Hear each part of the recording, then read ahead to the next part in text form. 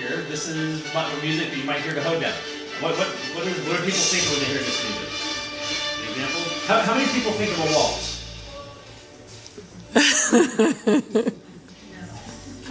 No. About slow dancing. Who would do that to this music? Slow dancing. Oh, there you go. That's how I see it. So okay, you can get over there, but get your knees slapping. And we did, was it last year that we did the spoon clapping thing? Oh. I just do the volume. It's okay. Oh, okay. I'm good. Yeah, there's a volume on here. Is that better? No, yeah, it's good. It's good. Okay. Does anybody recognize this song, by the way? Have you heard it before? Yeah. All right, so a lot of times in commercials that you'll see today, they use this music if they want to convey, you think calm, like they use it for NyQuil? Is this a NyQuil music? No, not NyQuil. They'll do it for car commercials. It's the beef commercial, I think. Isn't it the one? Yes, the beef commercial. It's right. beef. Beef. It's what's for dinner. It's what's for dinner. This is the song, yeah. I don't know if the kids will remember, but yeah. Yeah. So a hoedown is like it's like a barn dance. It's a town party. It's a dance. Everybody gets together and they get together and they have a big dance. And you hear this music again. It's not the waltz. It's you're up jumping around, stomping around, doing different stuff.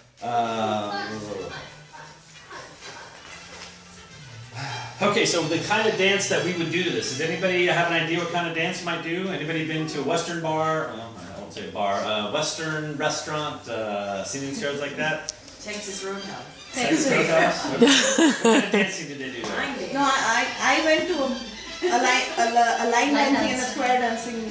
Oh, yeah. Concert. All right. So that's right. So line the dog out again. So, be careful. Oh, my gosh. Luke, put the dog away, please. Sorry. Sorry. It'll be right here in the video. I love that. Okay. That's right. You can do line dancing. For those of you who don't know that, you get in a big line and folks dance together. Another one you can do is square dancing with this. All right. And this is another one. So let's see. Here, would you please take over the camera, Laurel? You're going to be my volunteer. Oh. So we're going to do a little bit of square dancing today. I'm assuming you've done it before. So a lot of times you'll get in a big square. There may be twos. There may be fours. We'll get a chance to practice this. So we're going to do three different types of dances, and I don't remember all the handholds. I don't know. It's all done in like one session in the classroom. This is all in one session. Yeah. Okay. And especially make sure your child is one that you have come up. You can even practice with them before. They'll think it's pretty cool. We only have 30 minutes. We had Strauss and we were The older waltzing. kids We get an waltzed hour? with the teacher, but Oh, I yeah, I was waltzed always with waltzing. my What's kids your and they daughter's thought it was so cool. Oh, So you want me to transfer? Yeah, I'll pause for just a second. Kate, So, say again? The teacher is in the class. Yeah, and a lot of times today if to for a big help art Mrs. project, Gill you'll ask the with the teacher to help workshop. out, or again, I will usually embarrass the teacher because that makes the kids laugh. So what There's I a do is, workshop what I every do day in the example of the square dancing, I will do it with the teacher. Right? Gill I usually come up with, okay, so now we're going to do a has- swing your partner. Ready? We're going to do swing your partner, like promenade, and 5 minutes. do-si-do. We're all going to learn swing your partner, promenade, and do-si-do. Anybody familiar with those? Anybody had the square dancing class? You know them. I've You got the seen class? it. You've seen it? I've not. All right, well, as you hear the music out there and stomp it down, you have a collar and go, swing your partner. And you come around, swing your hand, and go back. All right, you sit there dancing. You know do-si-do? Yeah, That's the arms full. That's okay, then a do-si-do. All right, and then we'll do a promenade. And I don't remember how to hold. You do something like Yeah, this. like and you walk a little way around the square again and come back. And come But back. do that with your kid and they'll totally. Right, so this is your break where they've been getting all itchy. And they're going to get up and Those kindergartners are going to have a great time. Yeah. So everybody gets to do that with a partner in the class. Right, so I would do this as an Thank you so example first, and then I would get up and do it again with the teacher. It's usually best with the teacher. Do it with your kid too if you want, and that'll get the tee ha ha ha, and everybody will get some of that energy out. And then we'll get up there, and then you have to have a partner, and then like for the 3rd and 4th graders, they won't want to do it with a girl and a boy. You get all that. That's all that. cute. And so you can practice those a few times. There's more that you can do in there. If you know how to line dance, they talk about doing the chicken dance and the... Oh, and the Macarena. I know those three. I can do promenade, swing your partner, and do-si-do. And those are easy. So, Yeah, yeah. those are easy. Well, the promenade, they hold hands. That's the only thing. They hold your hands. Oh, that's true. I don't know. 4th and 5th. Okay. And then as it's going, you typically leave the music on in the background. If it's getting hard to hear, then you pause it. Okay. Much like we do with art, we talked about our 4 elements in art, we do the same thing with music. Can somebody tell me a musical element?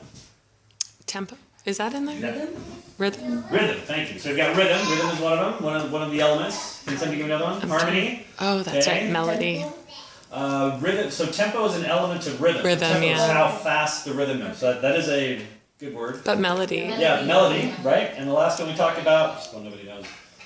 Dynamics. So dynamics is. Oh, and I do have a dynamics poster up there somewhere. Yeah, it's over here. Okay. Okay, so these are the four ones we'll talk about. Now, so can somebody tell me what is the melody? If I'm talking about melody, and this is even helpful for the kindergarten. What is it? What do I mean? You have an idea? The tune. So, like, if you, how many people here know "Twinkle Twinkle Little Star"? Everybody know it? All right. Well, listen. La la la la la la la la la la la la la la. That's the melody. La la la la la la la. It's just that series of notes that it goes up there. If you were to be sitting around, you started humming a song, you'd be humming the melody. It's the part that sticks in your head. So the song we just heard, the melody is dun dun dun dun dun dun dun dun dun dun dun. That's the melody. That's what you would remember hearing the song. Rhythm. Who can tell me what rhythm means? It's a beat, right? It's what you nod your head to, clap, tap your head. Okay? I'll come back to harmony in just a minute. Dynamics. Who can tell me what dynamics is?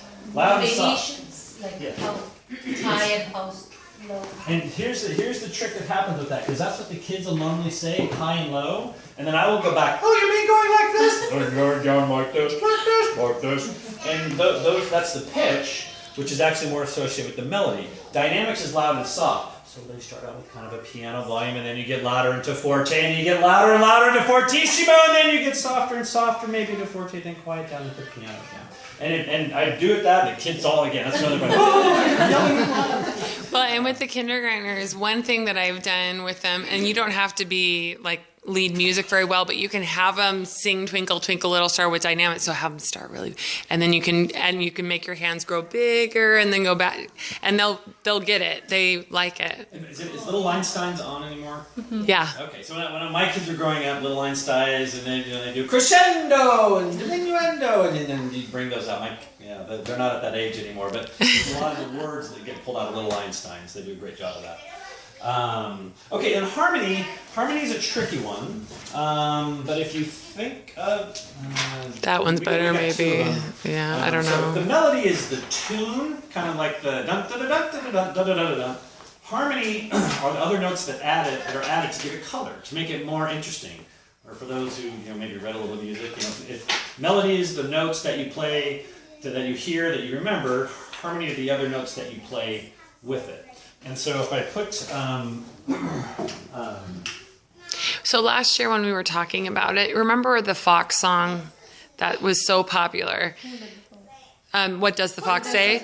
Yeah, so it's actually, they're two brothers, and one sings the harmony and one sings the melody. And so I played it for the kids, and I sang the harmony out really loud while they could hear the harmony, and they're like, oh, they totally got it, because there's only two parts. It's just a harmony melody. So if you can listen to the radio, and if you can find a song that's kind of popular now, they won't think that's very cool, because it's last year, but...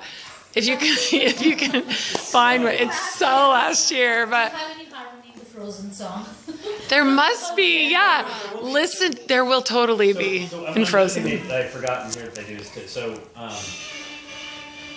when you're listening, can anybody tell me what instrument they hear? There's some horns right there. There's a fair amount of horn. I'll give you that. That's actually not what they're going for. But there's strong horn here, right there. They suggest emphasizing the fiddle, but the horns are still pretty strong. So you have a lot of violin, and again, in traditional American music, they'd actually not call it a violin, they'd call it a fiddle. So if you were doing a hoedown, they'd have the fiddler up there stomping his feet, playing the music, and he would set up your music to do the do-si-do. But you could hear there's more than one instrument, right? In fact, this is all violin, right? Down below that, All of that. Yeah. That's the harmony. So that's the piece to tease out, is if you can kind of emphasize the harmony while the melody's going on in the background. It's tricky. The kindergarten and first graders may not get it. Maybe again with the simpler song they can. Oh, sure. But because it's Phase 6, some of the Thank you. Thank you. The teacher. All right. Almost done. Okay, so I'm going to tell you a little bit about the composer. His name is Aaron Copland, and he was also born in America. He was born in Brooklyn, New York. He was a Russian Jew born in New York, and he lived with his family and siblings. He was one of 5 children, and he lived. His parents owned a clothing store, and they lived in the apartment below. And then eventually the clothing store became very successful, actually became a department store, and all the kids helped out. How many people here, their parents run a business? Anybody help out in the business? Maybe they do, maybe they don't. And all of his siblings, all of his brothers and sisters got piano lessons, right? And he thought that was kind of neat, but when it was his turn, his parents thought, it's kind of frivolous, we don't need to spend that money on you, go do something else. What do you think he did? Anybody have any ideas? Any ideas? He got a sister to teach him, and he borrowed music from the library, so he taught himself. He was very self-reliant. He taught himself how to do music, and eventually his parents saw how much work he put in, and they gave it. And they actually gave him piano lessons, and he had some success. He was pretty good. Whenever he had money, he would use the money to go to the Brooklyn Academy of Music. He'd hear the music, and when he went and he heard it, he's like, oh, this is amazing. This is what I want to do with my life. And he rushed home to tell his parents, and they were playing cards. And when he told them, they didn't really care. He was kind of bummed. They thought this was just a phase. Yeah, music, it's going to go away. They wanted him to study business. Guess what? Isn't that what we always talk about that in fame? Most of the parents want them to be lawyers or doctors or businessmen, whatever, run the family business. So his folks wanted him to run the department store after he left, but he really wanted to learn music. So he started actually taking a course by mail. Today we would call that an internet course. Not having the internet, you actually mailed in your assignments. It's called correspondence course. You mail back the results. Yeah, back in the day, that was the internet. It was called mail. And his sister had written an opera, but didn't have any music for it. So he attempted to write music for his sister's opera. And in high school, he finally had a chance to study music, and so he studied there, but he didn't really get much out of it. He didn't think the music there was very good, right? He didn't think it was particularly exciting. So he begged and he pleaded. His parents sent me to Paris, sent me to Europe. I want to go and learn about music with all the Parisians. How many people think they did it? How many people think they did it? They actually did. He managed to wheedle a year out of it. So he got a year to go to Paris. He studied in Paris, and he composed a symphony. He composed in Symphony No. 1. How many people think it was a great hit? How many people think everybody's like, meh?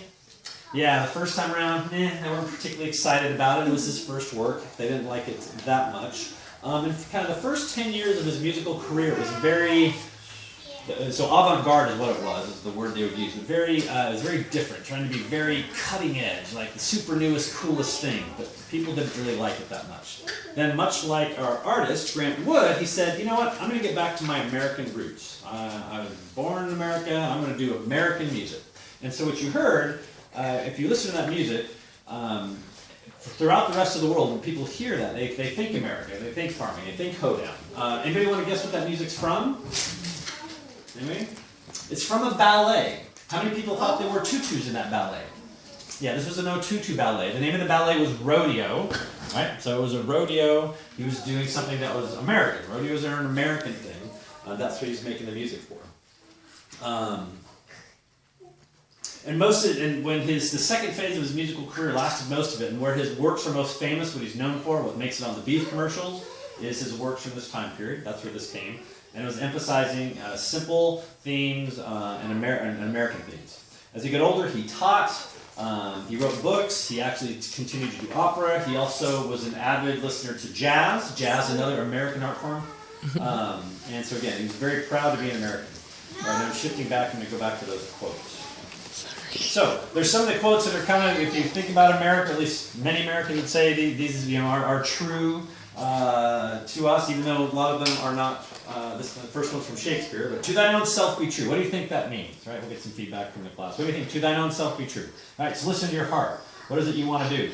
Copland went to, his parents said, no, I want you to run the business, but his heart said, I want to do music. Right? So he listened to his heart and he followed to what his own self was. Same with Grant Wood, right? He wanted to be, he went to France where all the Parisians and Impressionists were, but that wasn't the thing he wanted to do. He wanted to be American. Worthwhile things are not always easily achieved. I don't know what that one's from, but And I think some of those are kind of self-explanatory. It takes hard work to get what you want, right? It's something, it's not just going to get handed to you.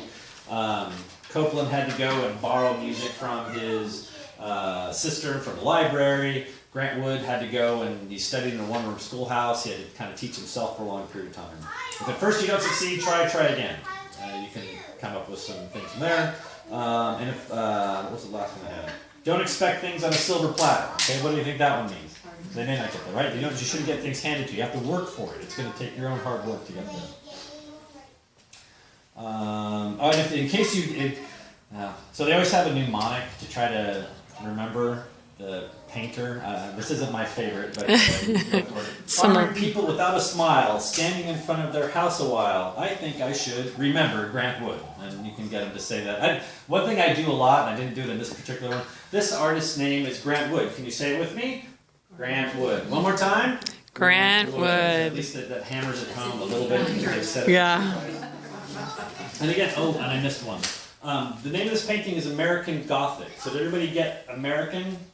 What about Gothic? Why is this American Gothic? Do anybody have an idea why they call it Gothic? Because a lot of people today think that it's this nuanced, this dark side of America. It's actually a very simple answer. Anyone? This window. So this window is a Gothic style window. Anybody seen a cathedral, like in Europe or elsewhere? So that's a Gothic arch. If you were to look at a traditional Roman arch, you just see a curve that went up on top. It would be round all the way across. A Gothic arch comes up in a point like this. That's why it's American Gothic. It's American for that window. So now you know. Okay, so then it's okay. That's the end of the formal lesson. Then we shift over to the art activity. For this one, they spent a lot of time talking about quilting, and I think it's nice to show a couple of quilts. I don't know if you're offering this one up or not, Laurel. Yeah, that one actually is one that Fame owns. Oh, okay. Somebody donated it to Fame. So quilting is an American art form. Not that they don't do it elsewhere, but the idea of having different patterns down, having different people in a community make a patch, getting sewn together, so it can at least in America, that's one of the things that we did. What they suggest for the class. Actually, you have. Yeah, I made a few copies. Yeah. Is having the kids kind of do a couple of quilting designs that they can kind of pick, do different colors, and I don't think we can do this with cardboard. We can do this with crayons. We can do this if I made a bunch of those and made them all the same size, it suggested that they each do it and then we tape it all together and make it a big quilt. Yeah, so the suggestion is you do one as a class to have. Okay, so 8-pointed star, king's crown. Where's the other one? They have 4 here that were basic, that were geometric shapes to do. Oops. I'll have to look back through and see. But I think that's everything I've got. They're all in the lesson plan. So if you go to the back of the lesson plan, you'll see they have the whirlwind quilt, right? It almost looks like a pinquill. The string quilt. King's Crown, 8-pointed star. So there's a bunch of those there. And there have been past classes where they did it, and then for the whole year they had the thing in cardboard up at it where they had this class quilt that they did, which was kind of cool. If you don't want to do that, you can also do. Of this and take it with you, or I'll make copies. So, and I'll make sure that all of them are exactly the same size. So if we do them in paper, so you said cardboard, they had done them in cardboard. So you've done we do cardboard cutouts and you put them on a square, or not cardboard. Cardstock. No. Construction paper. Oh, okay. it's easier to color and then place it on a cardboard, right? So if I get cardstock, if I get heavier paper, I have a whole bunch of paper that I bought, like the sketch paper. It's a little heavier. If I print it all off and so they can choose which one they want, then they can color it and make it what they want. And they can look at that if they want to see the different colors. And then if you want, then they can tape it all together and make a big quilt. So here's some other options. But I like to, and I think kind of they're getting at some of the geometric shapes that you can put together. There they go. Oh. I'm like, I knew they were somewhere. I can't remember. I was up late. And then that other purple, both of the purple ones are the... Right, so the purple ones have the different designs that are there. Yeah. These are some examples of quilts, but you can see they have different geometric patterns. During the class, it can be okay to hand them around. Just remember, if anytime you hand something around, the kid's going to be doing this. and not paying attention to you. So I'm judicious when I decide to hand Yeah. things out. And I think I almost usually never do. kindergarten and first grades, they'll bring them to the carpet. They're not at their Yeah. desk, they're at the carpet. With the older kids, they usually stay at their desk until you get them up to do stuff. With respect to what project you do and how you do it, the other thing I would say is they talk about doing dance. So if you want to do a dance, do some more line dancing, hoedown, whatever, you can do that too. The book has other suggestions. Usually we set up to make sure you can do one, which I think we're doing the quilts. And again, whether it's construction paper or pens or I'm just I'll have we have pens and we have crayons of fame. And so I'll have them in the box. If for some reason your class doesn't, the kindergartners are going to have crayons. Most of them have pens. It just depends on the class whether they have them or not. So I'll have them in the box for you. You can do that. One of the big challenges is talking to your teacher and figuring out how much time. Some teachers only give you 30 minutes. Some teachers will give you more. So for me, the lecture absolutely takes 30 minutes. There's no way to do an art activity and the lecture if you want them to learn everything. But if they'll give you 45 minutes, if you have a teacher that knows Rob, they'll give him 10 hours if he wants it, but they'll give him an hour. They'd give him as much time as he wants. So if you want to do the art activity, the first time I taught it, I was only given 30 minutes. And so I never did the art activity. So really it's up to your teacher, but I would try to negotiate. Literally, it's only 6 lessons, 7 if you do a review in the entire year. So if you can talk them into 45 minutes, then you can get the art activity. So I know some concerns both about age and the level of detail. So I usually cover a lot of the detail on the composer and the artist's life. You can leave stuff out. Just talk about the stuff that's funny, right? Hey, we got 900 people at his school. At this school, he had 35. Can you imagine your entire school is one class? And there's other stuff that they won't get. They probably won't care that he was a Russian-born Jew, right? It may be interesting that probably has no context for some of them. So I throw out as much information as I can. Take what you want. And I tried to cover. I think I got everything that was in the notes. Just you can pick what. Is it okay to send the art home as homework or something? Or no? I have done a couple times where I let them, if it was something we didn't have time to do, and I think it was last year we were doing Modigliani, the face drawing. Yeah. And we didn't have time in class. So I did send it home with them to do, and they can do it at home. You can't expect them to bring back quilt pieces. They won't do that. But you could send it home with them and say, if they have siblings or their mom and dad, they can make a family quilt. So you could send it home with them and they can do that. If they want to do that, if you don't have the time. There's no grading or anything, so it's kind of fun time for them. So they can, it's whatever they want to do. Would it be appropriate for a kindergarten setting? Because even just 30 minutes of lecture is quite a lot for them to have to sit through. To have, let's say, 15 minutes of lecture with the line dancing interdispersed in there to get them active, and then the last 15 minutes have a quilt, do the quilt activity. So with it's them? hard to do in kindergarten. I've taught probably 6 or 7 kindergarten classes. It's hard to get them to do the art project without making a giant mess. It depends on what they're doing, but in kindergarten, honestly, 30 minutes. Because it takes so long for them to get. Usually it's super interactive. So you pull that up and you have them. The picture. So, one of them is, can anybody read this? Right? It says melody. Who can tell me what melody means? Right? And so it's a pace, tone, there's a little detail.